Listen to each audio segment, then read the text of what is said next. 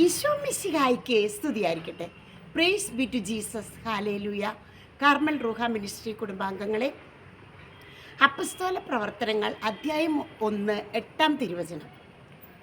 പരിശുദ്ധാത്മാവ് നിങ്ങളുടെ മേൽ വന്നു കഴിയുമ്പോൾ നിങ്ങൾ ശക്തി പ്രാപിക്കും. ജെറുസലേമിലും യൂദയായാലും സമറിയായാലും ഭൂമിയുടെ അതിർത്തികൾ വരെ. ഇത് ഒരുപാട് സിസ്റ്റർ ധ്യാനിച്ചു വരുന്നുണ്ട്. എപ്പോഴും പറയണ ഒരു ദൈവവചനാണ്, പരിശുദ്ധാത്മാവിൻ്റെ ക്ലാസ്സിൽ പറയുന്ന വചനം. പക്ഷേ ജെറുസലേമിലെ യൂദ, അത് കഴിഞ്ഞിട്ടാണ് ഭൂമിയുടെ അതിർത്തികൾ. അപ്പോൾ ജെറുസലേം എന്ന് പറയുമ്പോൾ നമ്മുടെ വീട് തന്നെയാണ്. ഇപ്പോൾ സിസ്റ്റിനെ സംബന്ധിച്ച് സിസ്റ്റിൻ്റെ കോൺവെൻറ്റ്, ആശ്രമം, വീട്, ദേശം, ആ വീട്ടിലെ കുടുംബാംഗങ്ങൾ. അപ്പോൾ ആദ്യം നമ്മുടെ വീട് ജെറുസലേം.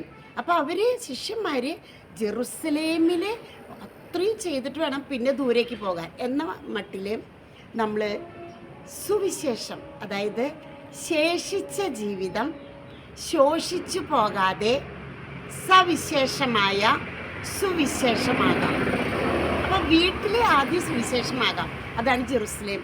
നമ്മുടെ വീട്ടിൽ ജീവിത പങ്കാളികൾ തമ്മിൽ വൃദ്ധരായ മാതാപിതാക്കൾ, മക്കൾ, കുട്ടി, പഠിച്ചുകൊണ്ടിരിക്കുന്ന മക്കൾ, അങ്ങനെ എല്ലാവരും തമ്മിലുള്ള സുവിശേഷമാണ് ഏറ്റവും വലിയ സുവിശേഷം. അപ്പോൾ അവിടെ സുവിശേഷമായിട്ട്, ജെറുസലേമിൽ സുവിശേഷമായിട്ട് വേണം യൂദയായാലും സമറിയായാലും ലോക അതിർത്തികൾ വരെ പോകാനായിട്ടെന്നുള്ള വലിയൊരു ഉൾക്കാഴ്ച സിസ്റ്റിന് കിട്ടുകയാണ്. അപ്പോൾ നമുക്ക് എല്ലാവർക്കും സുവിശേഷമാകാം.